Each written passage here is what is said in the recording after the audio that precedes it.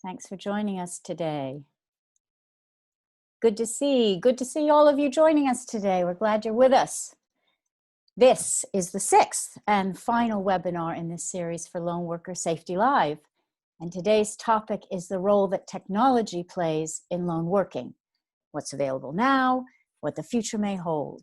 And even if you're not a techie, the discussion promises to be of value to all of you who are looking to manage the safety of lone workers effectively. And I do think it will give you some food for thought. So it'll be a good one. We'll wait just a few more moments to allow some more participants to join us. Let's see, we've got a good number of you today. Great. Come on into our virtual room. Welcome, everyone. We've had a really fantastic response to our previous webinars. I hope you've all been able to attend at least some of them. They've been a great way for us to share some information, answer some of your questions that you want to know about, and basically just keep in touch virtually with all of you in the lone worker community. Now, and if you've missed any of those, we've got them recorded, and all six, hopefully including this one, if we've got getting the recording done properly, they're all going to be on the Lone Worker Safety Live YouTube channel. So when you have a minute, please do check them out. I mean, there's some really good information there. Well, I think we will get the ball rolling now. Welcome, everybody. Thanks for joining us. My name is Kristen Gasser, and I work with Worthwhile Training. And today, I'll be hosting this session, introducing our panelists and posing your questions. And we're happy to have with us today, as our experts, Chris Allcard, Director of Reliance Protect, his colleague, Andy Schofield, the Director of Technology for Reliance High Tech, and finally, Nicole Vazquez, Director of Worthwhile Training and host of the Lone Worker Safety Live. So welcome to all of our panelists. And today's webinar is also being sponsored by Reliance, one of the largest independent security technology integrators in the UK. They design, install, and maintain advanced security solutions to clients across sectors such as utilities, financial services, governmental ministries, and the police. And besides being sponsoring this webinar, Reliance Protect is also one of the key exhibitors for our upcoming conference, Lone Worker Safety Live. It's the only event in the UK to focus on the safety, security, and well-being of lone workers. The day offers, really engaging speakers, a chance for you to talk to helpful exhibitors, and a number of interactive workshops, as well as opportunities to network and to ask your questions of our experts. So, as you probably can guess, the original date, which was originally in October, has been moved to next year. So crossing your fingers, we're now looking forward to greeting everybody in person on the 23rd of February, 2021 at our new venue, which is very exciting, Lord's Cricket Ground. So I think you can really see it was a great interactive day last year, and we're hoping that you'll join us this year. And you can register online at the web address, loneworkersafetylive.com. And for joining us today, you use the code webinar10 and receive 10% off the delegate rate. So I hope you'll join us. Okay, so now at this point, hopefully everybody's here. Just a brief summary of finding your way around the screen for Zoom. At this point, I'm betting that most of you feel like you're trapped inside of Zoom. But for any of you who haven't participated in a Zoom webinar before, here's a few tips to help you navigate. If you're new to Zoom, it's fairly intuitive. This is a webinar, so as participants, you cannot be heard and you won't be seen. And you do have some control, though, over what you see. So for instance, if you look in the top right-hand corner, you have the option to toggle between gallery view or speaker view, and you can also decide on what you want to focus on in the center of your screen. Is it the PowerPoint slides or the speaker? And you can go back and forth if you use that upper right-hand corner. And across the bottom, you can see that there's a control bar there. We ask that you use the Q&A box, do you see it there, to send us your questions and comments rather than the chat box. It allows us to keep them in one place, and then also, we can focus on what to look at. If you are asking a question, and we hope many of you will ask a question, that's part of today's, we're trying to make it as interactive as possible and get to what you want to know. But if you're going to ask a question, click the Q&A box, and you can tick on that box if you want to make your question anonymous. So that's also an option. There's going to be at least one poll today, and it'll pop up on your screen. Select the answer you want, submit it, and Zoom will tabulate it for us. and we'll let you know the results. And just so you know that those results will be anonymous. We won't know who chose which answers, so be truthful. Last thing, this will be recorded, I think, as I mentioned previously, so you'll have the opportunity to listen again or point others to it after today. And just so you know, our colleague Louise is on the line to help with anything, any technical issues you might have, and also to help us point us to your questions so we can respond to as many as we can in our allotted time. So I hope I have covered everything. Are we all ready to start? Perhaps if you can see and hear us, use the tab on the control bar to raise your hand. You can raise them up. Have a sense. Excellent. I see all these wonderful hands. Thank you. All right, we're ready to go. So, technology. Today our subject is the role of technology in lone working now and into the future. And technology has already informed the way organizations manage people's safety and security. Advances in technology, such as the lone worker devices and apps on mobile phones and body cameras, to name just a few, they've offered new strategies that promise to be more effective and efficient. But to work well, they really have to be properly embedded into an organization, adopted by staff, and integrated into the risk management process. So it would be interesting at this point, interesting for our experts and for all of us to get a sense of where you are regarding technology. Here's the poll. Do you already use some form of lone worker technology as part of your risk management? Choose which one of those you think and submit it. We'll wait for a minute to get the results. I wonder, what do we think the answer will be?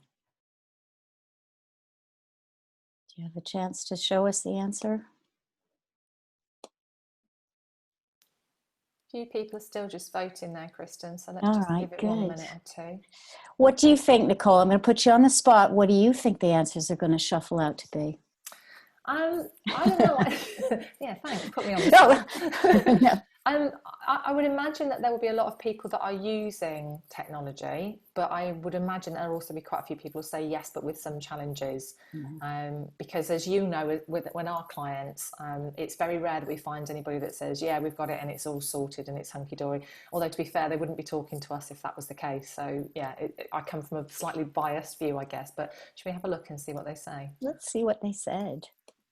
There you go. Wow, great. No, not far off, but it's interesting. They almost are in thirds a bit. Yes, it's working well. Yes, some challenges. And then the rest are kind of working on it more, 3, 3, and 3. But that's good. 2/3 of all of our group are using it. And for the most part, obviously, fairly successfully. Excellent. Okay. Well, today's speakers will help us understand both the current capabilities of technology, and they're going to highlight some of the exciting possibilities out there to incorporate new technologies in order to better identify, predict, and manage the risks to lone workers. Remember, at any point, if you have a question you'd like to ask, you put it in the Q&A box, and we'll try over the course of the webinar to answer as many as possible. So first up is Chris Allcard, Director of Reliance Protect. Chris has spent 16 years developing and deploying technology-led lone worker safety solutions, both in the UK and overseas, across many sectors and different lone worker applications. So he is an expert. Over to you, Chris. Well, that's some build-up. Thank you very much. Not sure I can live up to that one. Yes, morning everybody, and thank you, Nicole and Kristen, for inviting myself and Andy along this morning to have a chat about lone worker technologies.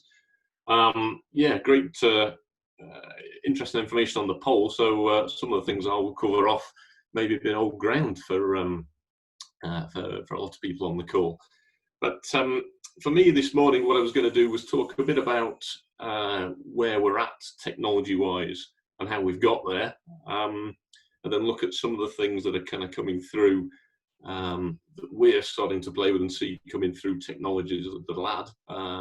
And then Andy can pick it up and start talking a bit more about solutions that a bit further ahead and some of the more exciting stuff that's coming down the line, or what's in our heads anyway as to what's coming down the line.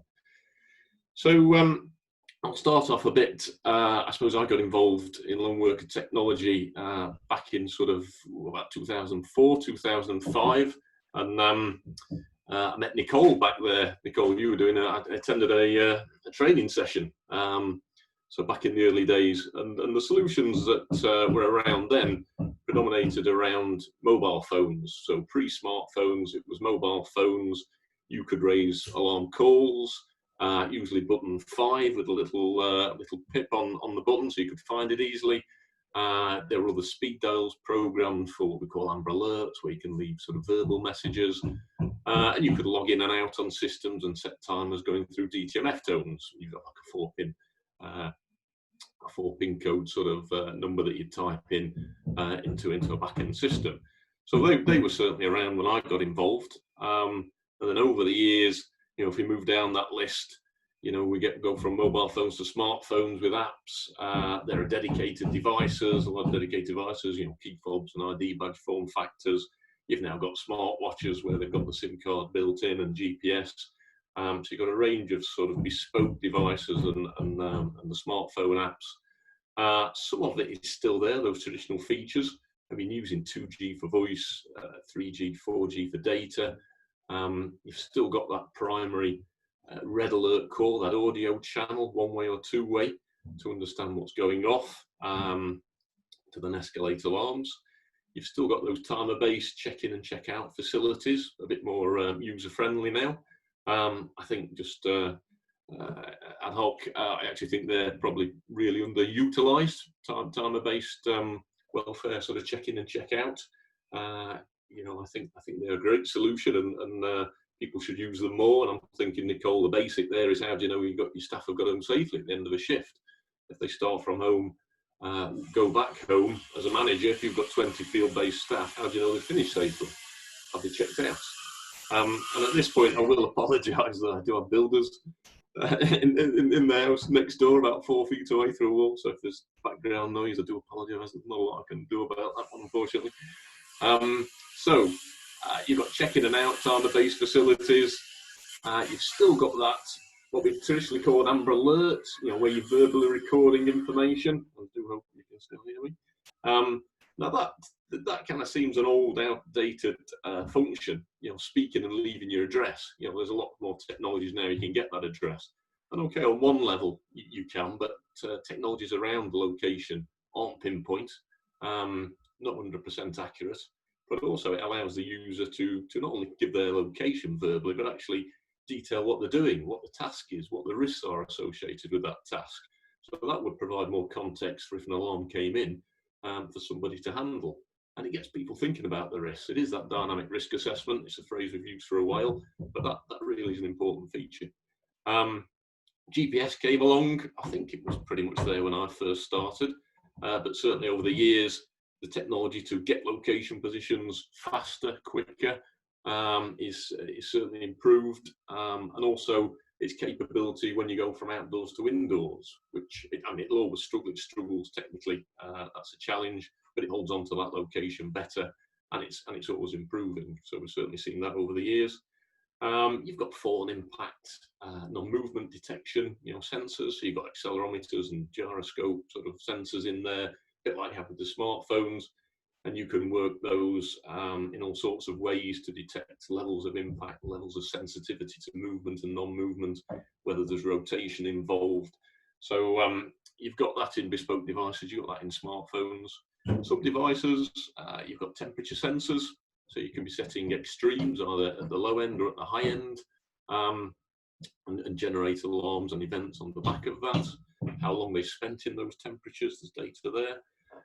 Satellite comms is quite a niche area, but where traditionally you've got those spot devices that can generate a signal, an alarm signal when you're out of mobile phone coverage.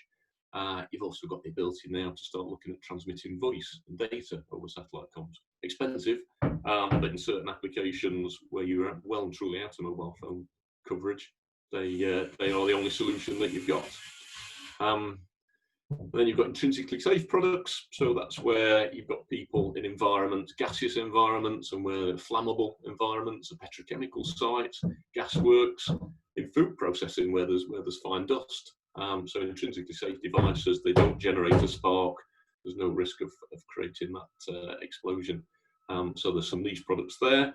IP rating is becoming increasingly important, so people need their devices to work in the rain, not just weather resistant, but waterproof, and you're seeing that with smartphones these days. And then gas detection. There's some again, niche area. There's some really good equipment there that's linked traditional gas detection with lone worker safety. So some niche products. So there's the technologies. There's some of the features. You've got traditionally two ways of handling the alarms and events that get generated through those features. You have alarm receiving centres, so that sits traditionally in the security world. Where you've got these ARCs that receive CCTV and access control and things. So you've got the ARC centres 24/7 monitoring alarms, various accreditation that can go right through to fast tracking sort of police responses where it's warranted. So things like BS 8484 important there, the standard. We also have platforms, typically web-based, where organisations can manage alarms and their mobile staff themselves. So I've seen this in areas such as utilities and other big organisations where they've got a lot of staff. So there are platforms where they can take in signals. There's mapping on there for the location of individuals. So there's platforms where you can handle it internally as well. So hopefully that's a good recap of kind of where we're at really in the options. If we look slightly forward, these are things that we're certainly getting into, and I see others in this space getting into. And it's around starting to look at sort of connectivity and linking with other devices, other technologies, and also one area there is indoor locating, which has traditionally been a bit of a weakness for lone worker solutions. So first one up is Bluetooth. So we all use Bluetooth in our day-to-day lives. We've all got sort of hands-free kits in cars. You've all got your sort of smart speakers that we certainly my kids banging the tunes through way too loud.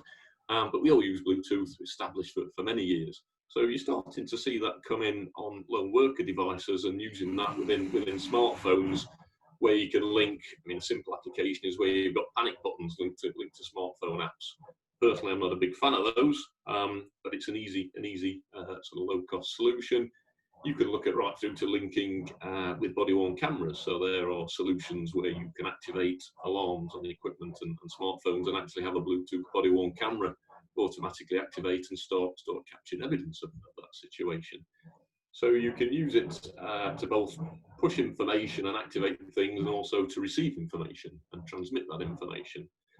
Another area that we're seeing is on the wearables and the smartwatches. So this is maybe where you can look at sort of physiological metrics to either help understand the situation or actually use it to trigger an alarm. So heart rate, body temperature, maybe more accurate movement, non-movement. You may even be O2 saturation levels in blood. You know, these more medical-based wearables. So they may help understand what's happening with a situation, or actually maybe the trigger to get a response. So you got the wearables, and then going back to indoor locating elements, you've got low energy Bluetooth beacons, actually BLE beacons. So these are little Bluetooth beacons that have a battery in them that will last maybe 1, 2, 3 years. Simple deployment, and when a device goes inside a building, for example, a complex building, you can have these beacons put at strategic points, and the device will recognise and talk to that beacon and can pass that location on. Typically when alarms raise. So an example maybe an example could be a hotel. Maybe not the best example, but it illustrates the point. You've got 200 rooms in a hotel on 4 or 5 floors. If you are a cleaner and you're going into rooms, if you raise the alarm in a particular room, what floor are you on, what room are you in? So that Bluetooth beacon could potentially give you that level of granular location. So that's Bluetooth. The next one down I wanted to raise was Wi-Fi. So again, sorry, yeah, you could move us back. Thanks, Kristen. So Wi-Fi, again, we're starting to use it for indoor location applications. So this is where the device, if it can't see GPS, if it can't get a GPS fix outdoors, and when you come to the indoors, what you can do is look at what Wi-Fi networks the device can see and send that into a service provider that will return a coordinate, latitude, longitudinal coordinates, will give you a fix indoors where GPS can't. And from our experience, actually, the location's pretty good accuracy-wise. We can get down to sort of 5 meters with this kind of technology. So we certainly see will improve over time, and it will also converge with other technologies. So Wi-Fi, we're certainly in that space and working with that. You can also use it as a comms channel, and especially when you're on fixed sites. More than that, it can be just part of the network. It can be part of your network of technology, whether that's safety systems, security systems, and like I say, that comms route, which might be data that's coming from that device, which could be, essentially it's a sensor that could be on there, or data coming into that device. So that's Wi-Fi. And last but not least, we've got near-field communication, NFC. Again, we all use that in our daily lives. You've got it with your smart pay on your phones. You can use it for QR codes. So we all use that this technology daily. Again, we start to see that coming on certain.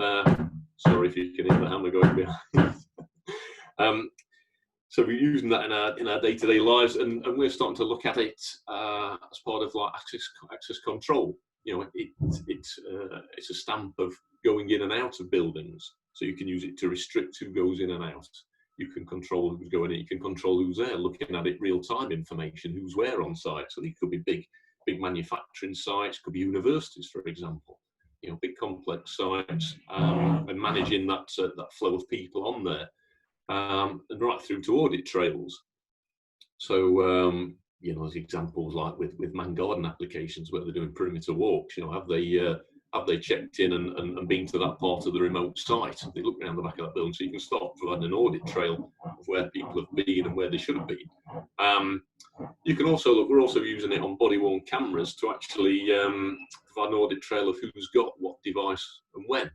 So you've got an example is you've got a rack of 14 cameras. Anyone on shift can pick up that camera. What they do is they scan their ID card, their staff ID card against the reader. It'll nominate a device for them, a camera.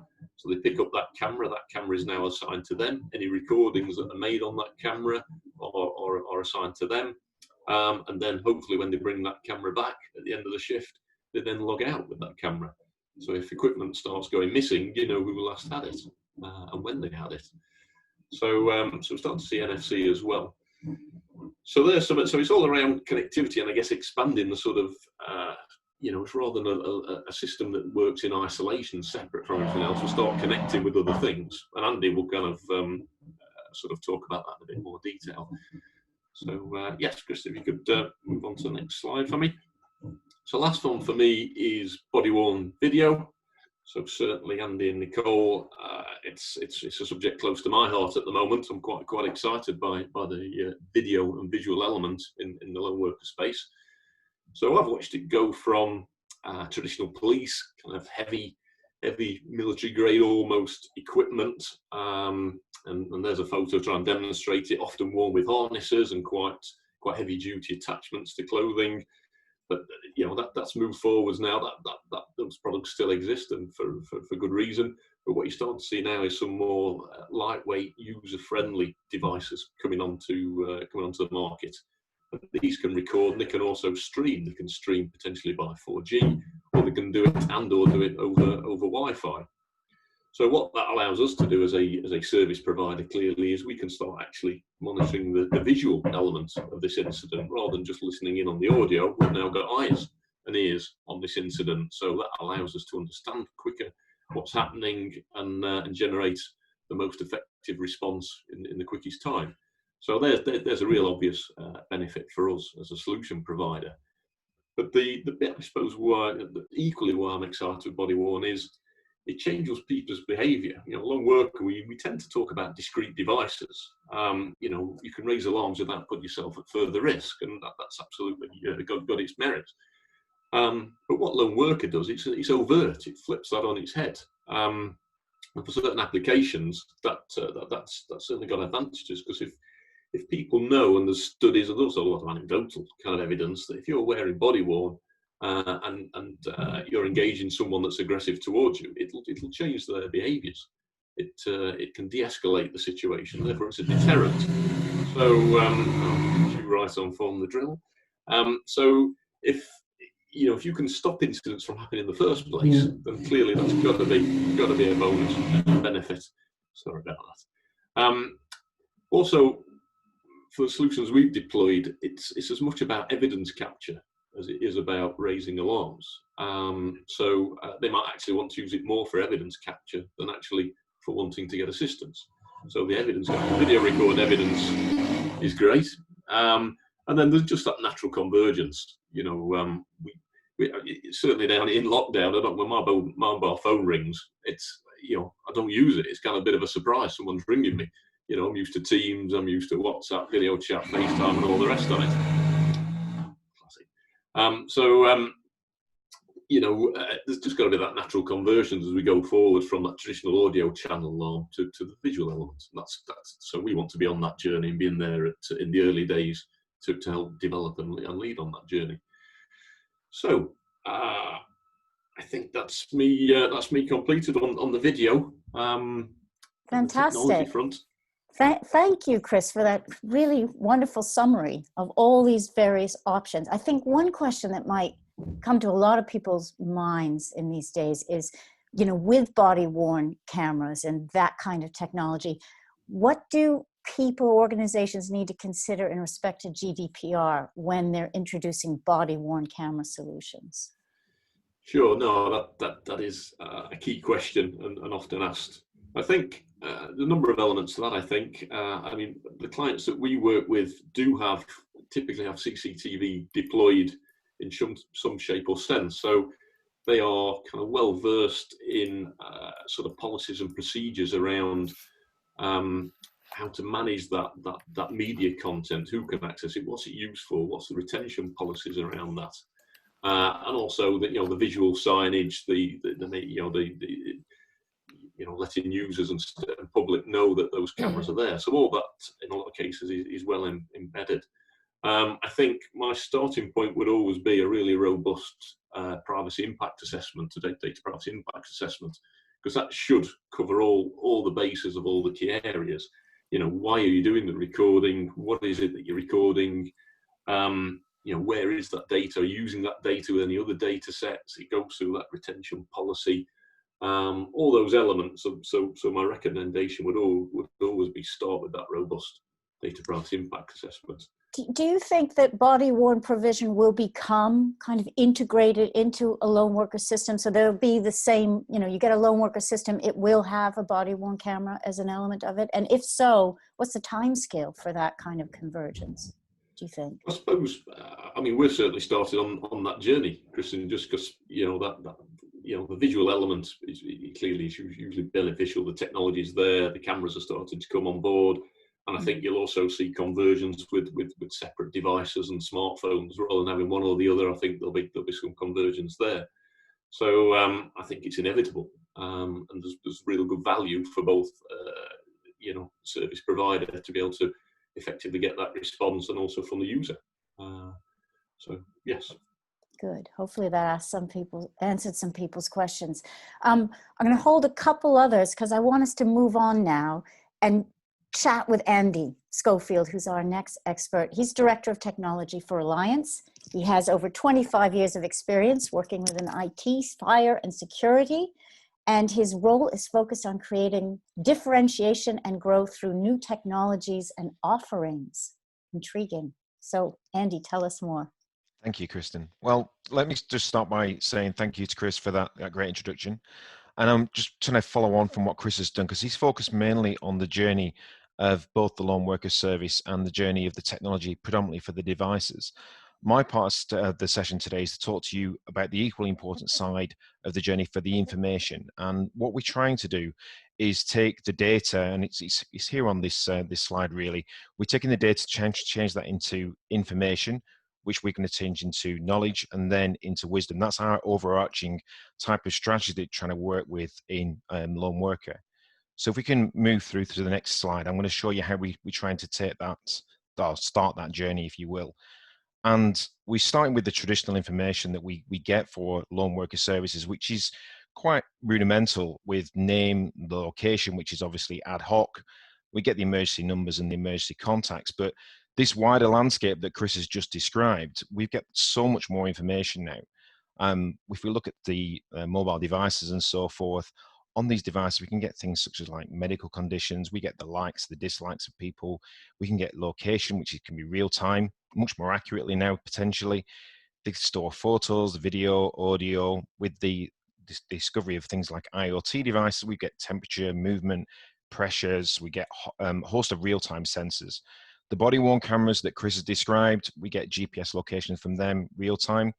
One of the functions that's really nice that I don't think we necessarily covered there quite as much as we can do is something we call swarm mode. So this is where if somebody's in trouble with a body-worn camera and they activated the camera, anybody that gets in proximity of somebody else that's with those cameras, they switch on automatically, and they can stream automatically to help and support their colleague.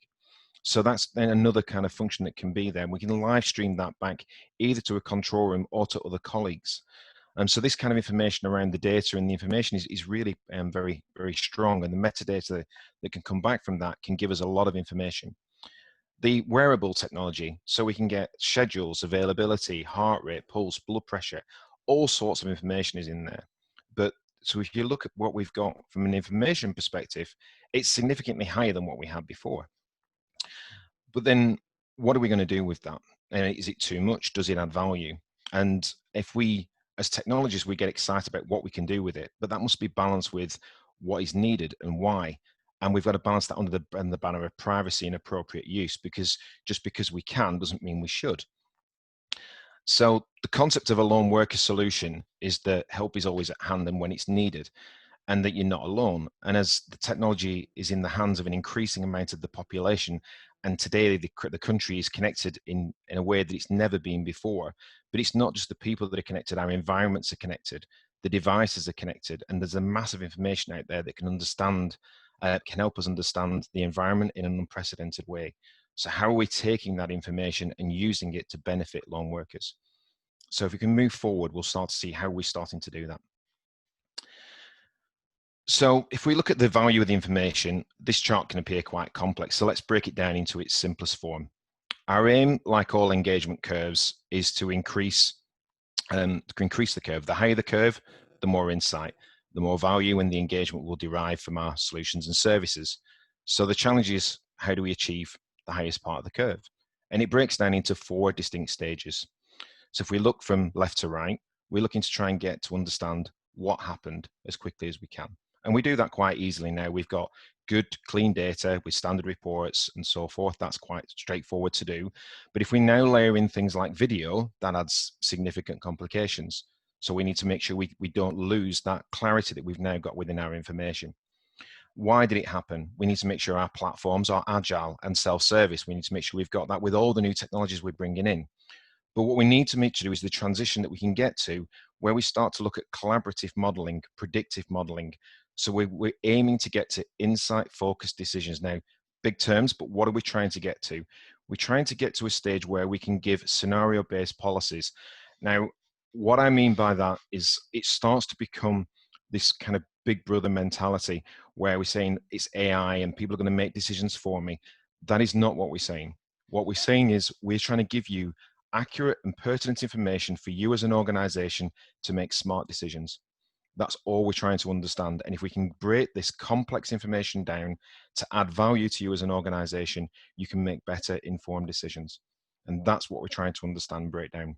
So if we can move forward, I'm going to break this down into a much simpler kind of understanding of how we're going about that.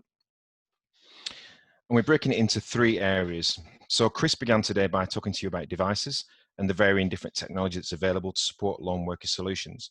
And this we can group under the capture banner. We can then analyze this information from these devices and evaluate and establish what happened and why. And we have both capture and analyze. And historically, our action banner is the alarm receiving center, like Chris described. But today, our options for communication are significantly higher. Our opportunity for support within this connected world is magnified by an untold amount. The question was previously, how do we communicate? And our options were, well, we can send a text message, or maybe we have a GSM. But our options now could be, well, we can integrate with social media. We can make a phone call. We can do mass communication tool sets. We can integrate with a control room. We can integrate with Skype, Teams, Zoom. We can integrate with real-time mapping platforms. So our new challenge now becomes, which device is most suitable for the lone worker? Chris mentioned body worn to actually de-escalate the situation. We need to match that with the most appropriate method of analysis and then connect that with the most appropriate action method. And that could be dependent on the customer or the role of the individual or the actual event. And that might dynamically change depending on the scenario. So we can match these together and have a really smart approach to lone worker, which is very, very different than just, I have a device, I press a button and it goes to the alarm receiving center. It really starts to become a much more dynamic approach to risk management. So if we move forward, I'll show you the next layer of what we're trying to achieve. Sorry, if you can go back a couple. Thank you. So how do we start to look at the analysis piece? We talked about being able to predict and to be able to give you smart modeling. Well, we have a lot of public feeds that are in there in the public space at the moment, and we've got two distinct areas. Two strong sources of information. One that's readily available to Reliance, and we actually use this in the security world today. We get news feeds readily available to us. We get feeds from the police, we get feeds from the weather source, and we get social media feeds. We can take this information so we know what's happening in the world, and we can proactively feed that into our analysis. And then we have reactive type of scenarios. So we've got our skills within our own teams. They may be trained in first aid, they may be fire trained, they may have skills in investigation, they may have psychology training, and we may have information of where our other people of the teams actually are. So when an event actually happens, or we've got somebody in a specific area, we may be able to help them avoid specific situations and stop the event actually happening in the first place. And if an event does happen, who's nearby, or who's nearby with the appropriate skills to actually help them? So rather than just saying we're actually going to send an ambulance or the police, then is there somebody nearby with appropriate skills to help them and to actually get there quicker and get the most appropriate response to them? So again, taking a lone worker service a little bit help to a first responder type service. Okay, if we can just move forward, please. So let's work through a couple of examples. So if we look at what we do today versus what we could potentially do, here's a situation. So we've got an incident reported at a suggested housing scheme. It's a late night, there's minimal staff on site, and a disturbance reported in one of the flats. So how would that be handled today? Is it attended alone? I'm going to inform colleagues of the situation. If needed, how would we raise an alarm and get support? What would the response be? And how could it be handled in the future? So do the staff members attend this alone or with a colleague? Is the judgment based on the tenant? So do we have the background, the history, the experience of supporting this individual? What's being described? Do we know that if we've got fighting or threats or loud music? Do we inform a colleague? Do we tell them? Are they sat next to you? Do we contact them on a mobile phone? Do we have a radio? What do we do? How do we do that? If needed, how do we raise an alarm? How do we get support? Do we have a panic alarm linked to reception desk? Do we have a lone worker device going to an ARC? What's the escalation process? There's lots of questions that we need to do, but in the future, do we have a body-worn video camera going back to a colleague on site? Do we have live monitoring? Do we have evidence capture with as an overt deterrent to help de-escalate the situation? Do we automatically trigger the CCTV cameras in and around the location to monitor the area? Do we have full access control of the system to control the situation and lock down the area if we need to do? And we have all the history potentially of the incident, so we understand what we're going to be walking into. Going forward, all this information could be available to us, so we're actually prepared before we actually walk into the scenario. And as another example, a second example, Kristen, thank you. A second example we've got is a field-based maintenance engineer has not turned up at a scheduled appointment. So Friday afternoon, a customer contacts customer support to complain that the maintenance engineer has not turned up for a set appointment. You try and ring the engineer, but they're not answering the phone. How would you handle this today? So we keep trying the engineer, we ring their line manager, we ring the previous appointment customer. We've tried to establish the location of the engineer and the reasons why are they running late. GPS tracking the vehicle, we ring the previous appointment, we speak with their colleagues. Has the engineer rung in at any appointment for today? How would you establish the status of the engineer if they're safe? If you can't contact them and you don't know where they are, that's difficult. So what are the options to resolve with the customer? Everything's fine, the engineer will be with you, what's next? You don't really know. We're really struggling to deal with that situation. But in the future, if we've linked to the work scheduling application, we know where they are. We know that he's still at the previous appointment or where they're supposed to be. We know his vehicle's there too. We can see that if the vehicle's been delayed, we can see it potentially down to heavy traffic. But customers' appointments are later in the day have already been notified of potential delays. That we can contact the site to check if he's still safe. The engineer is still on his way, or we can say they completed the last scheduled visit with the workflow appointment. The GPS on the vehicle, the safety device shows him moving in the correct route to his next destination, or the system shows he's rang in earlier to stating his vehicle's broke down and he's running late. We can do all of these type of things going forward because we're connecting all the data together. That's the type of system when we bring all these, all the solutions together, we can bring all that information in.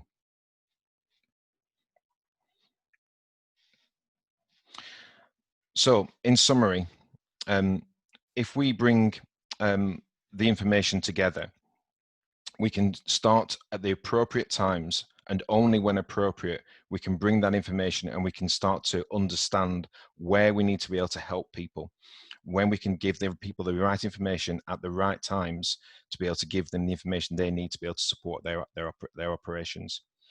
People and process remain key to the lone worker solutions.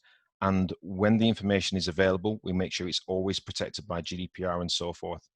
The culture has changed now within organizations to be able to accept this type of change, and the technology continues to provide innovation in our sector. I would say that the information and the ability to integrate to other systems is going to be critical to the acceleration of the device technology within lone worker. Thank you.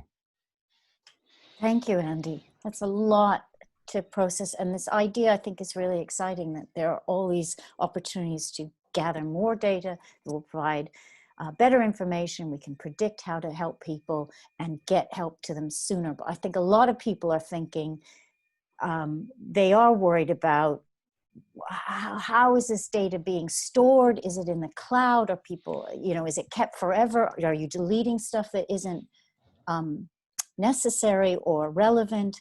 I've got a question here that says, it sounds like the future is more tracking on more levels of information on staff. Is tracking of staff still likely to be an emotive topic with staff? That may be so, and that may be something Nicole will talk more about. But there is this sense of, what's happening with all this data you're collecting on me?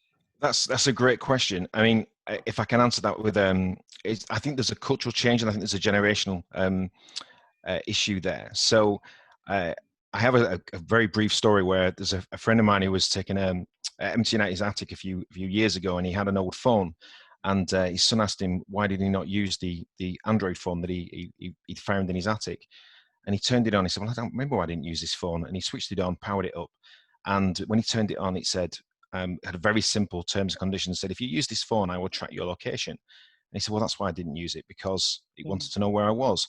And his son said to him, well, why is that a problem?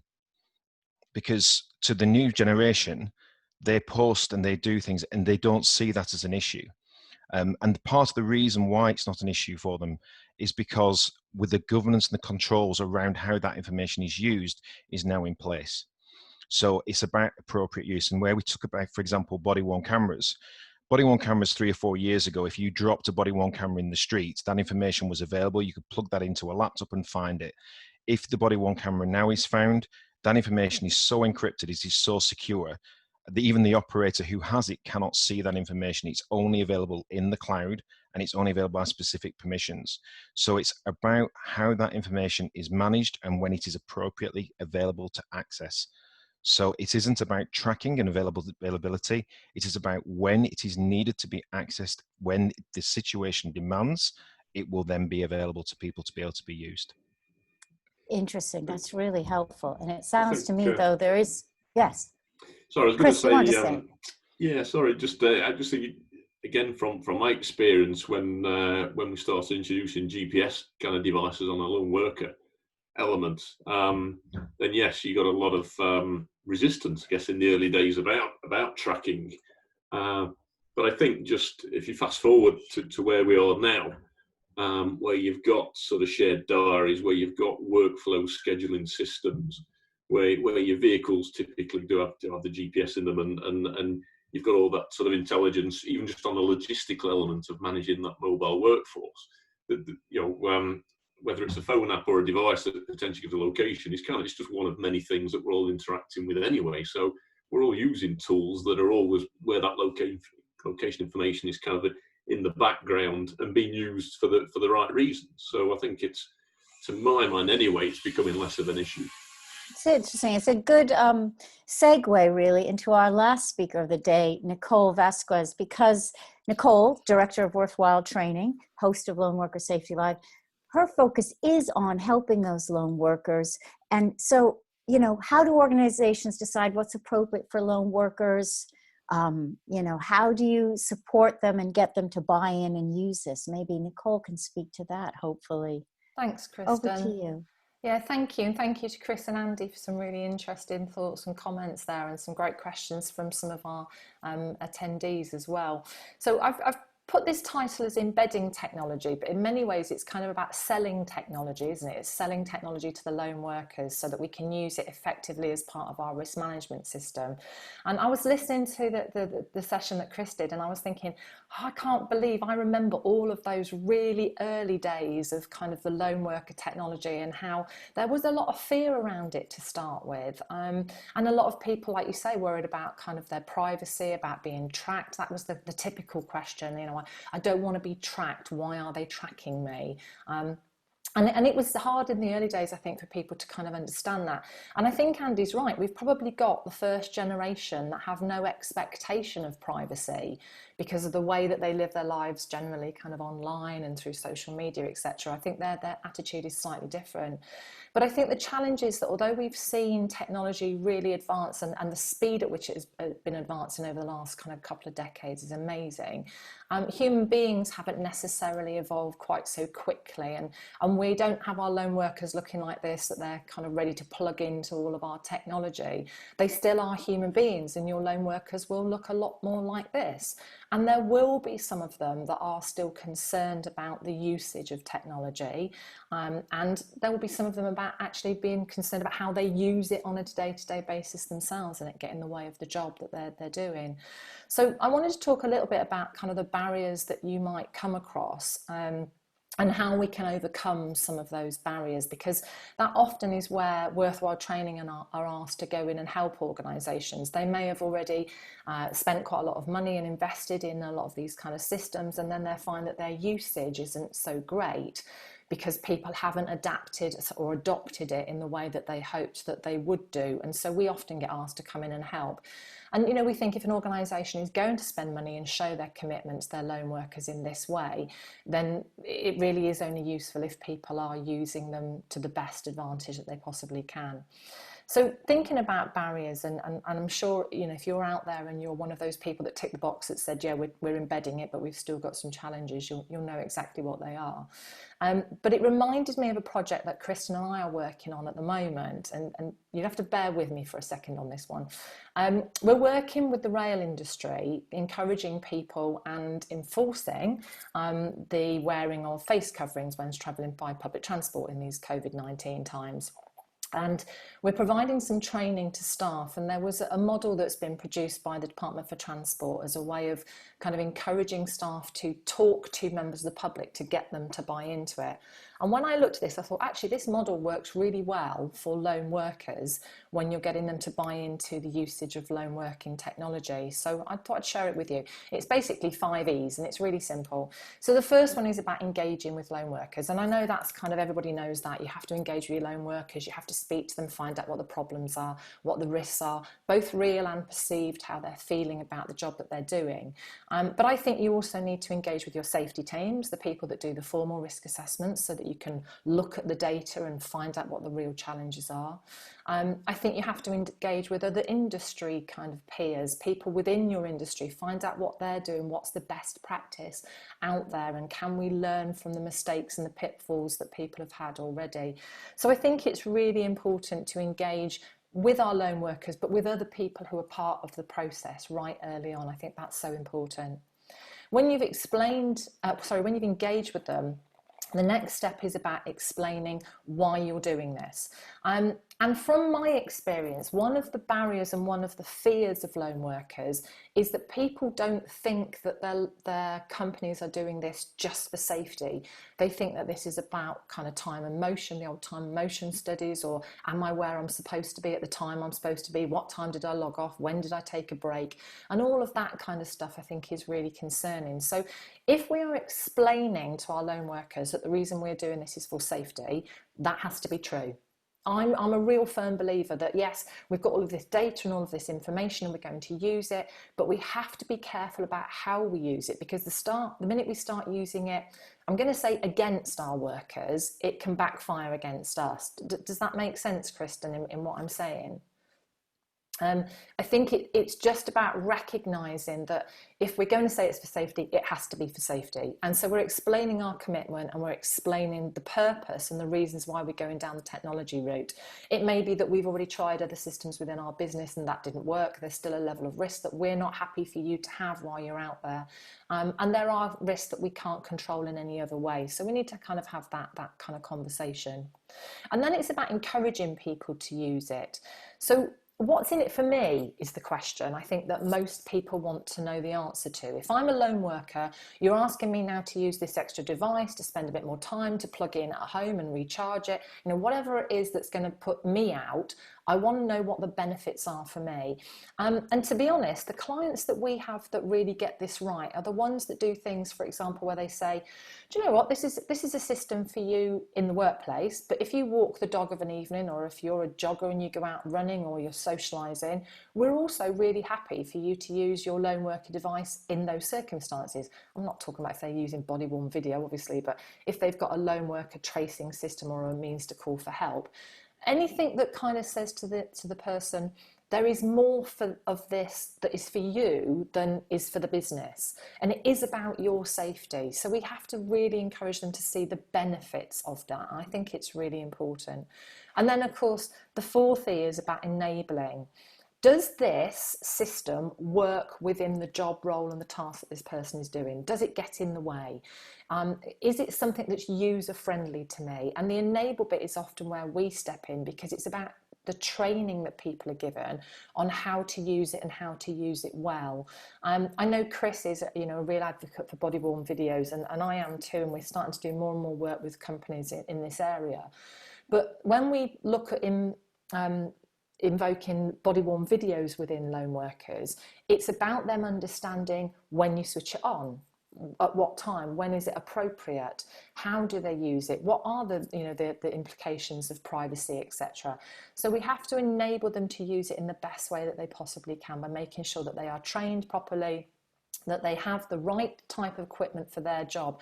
And I think that's why the advance of technology is so interesting, because you do have something that might be gas detection for those people that need it, fall detection for those people that need it. Even if there's somebody going to fall into water, have we got one that kind of says, this is wet now, I need to know that that's a problem. But it's about making sure it's the right thing for the right person. Now, the fifth E, I think, is kind of a little bit challenging, because the last E is about enforce.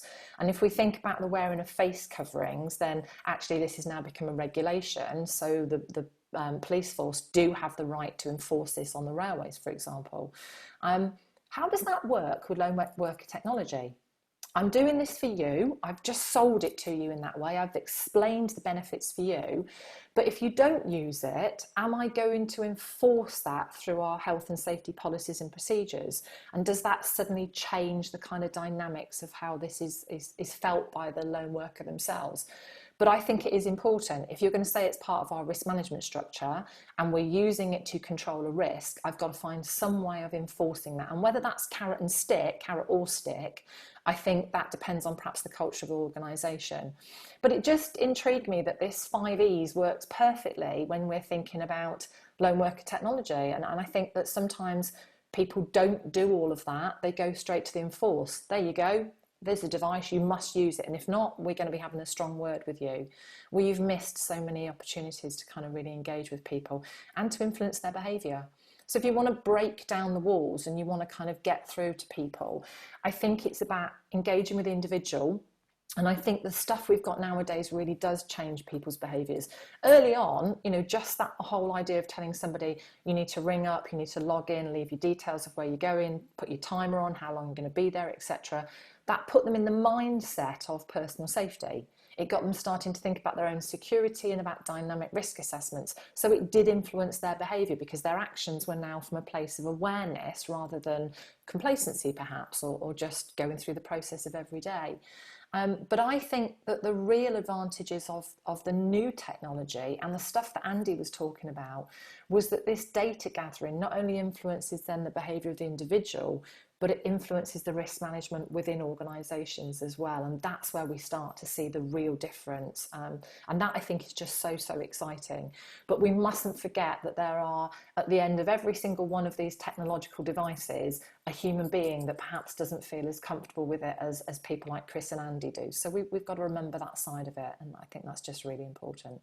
So I'm going to get off my soapbox now and come back to you, Kristen. Very well done. Nice soapbox and nice mixing of our ease from another project into this. Perfect synergy, as we've been talking about. Really important points made there, I think, about how you meld the person with the technology. Yeah. And it actually also links in well with a question we had earlier, which is about the idea that smartphones often now regularly, this man says, sends me screen usage reports.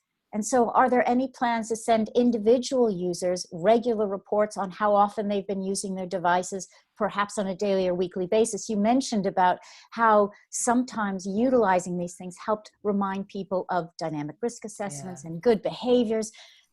Is there a way that the technology can kind of give those gentle nudges to people? Are you using this? See, I think I'm going to go to Chris for that one, but I think actually that is a really interesting bit, because it is about nudge. It's the nudge theory. It's how we change people's behavior, how we influence their behavior by those little nudges. And absolutely, when I get that message at the end of the week that says my screen usage is up by 22%, it makes me think about kind of how much time I'm spending staring at my screen. So I think if you were able to integrate something like that, not just in terms of telling people you haven't used it enough, but also a pat on the back for you've been using it really well, I think that would be great. So I'm going to go to Chris and see if that is possible.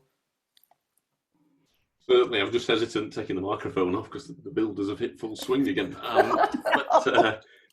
So absolutely. I mean, there's, you know, for us, it's about more touch points with users and managers of users. To your earlier point, Nicole, you've got an end user. You've also got managers who need to kind of manage this technology day to day.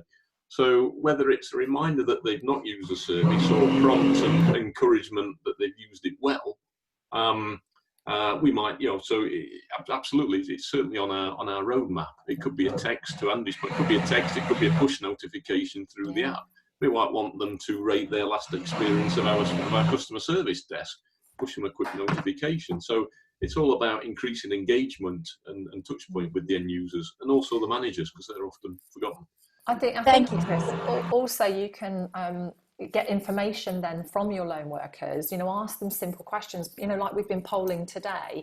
You can poll your lone workers. Are you feeling more secure using your lone worker devices? How is this working for you? So that engagement piece has to happen not just at the beginning, but in the early weeks and in the months and even into the years when people are using it, just to remind them. And, you know, just a simple question around kind of, do you feel any safer? Does this make you feel any more secure? Has it changed your behaviour? Helps us understand how it is influencing behaviour or not working. Great. Thank you, all of you. We've come actually to the end of our hour. So I think there are a number of questions, really interesting ones. If you have questions that haven't been answered or that you think afterwards, feel free to email us and we'll ping them away to Chris or Andy or Nicole and try and help you get some answers from them. Hopefully you found this beneficial. It's really been a lot of really interesting information. This has been our last webinar in the current season. Series, but season of webinars.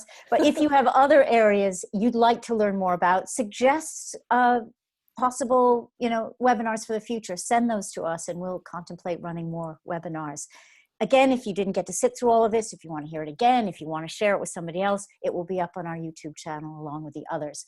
Unfortunately, we're out of time. Really, thank you for spending your time with us today. Thanks for Chris, Andy, and Nicole, our speakers today. You, our audience, for joining us. Thanks to Reliance Protect for sponsoring this webinar. Thank you, everybody. Be well and stay safe. Take care. Thank you. Bye. Thanks Thanks. everybody. Bye. Bye. Bye.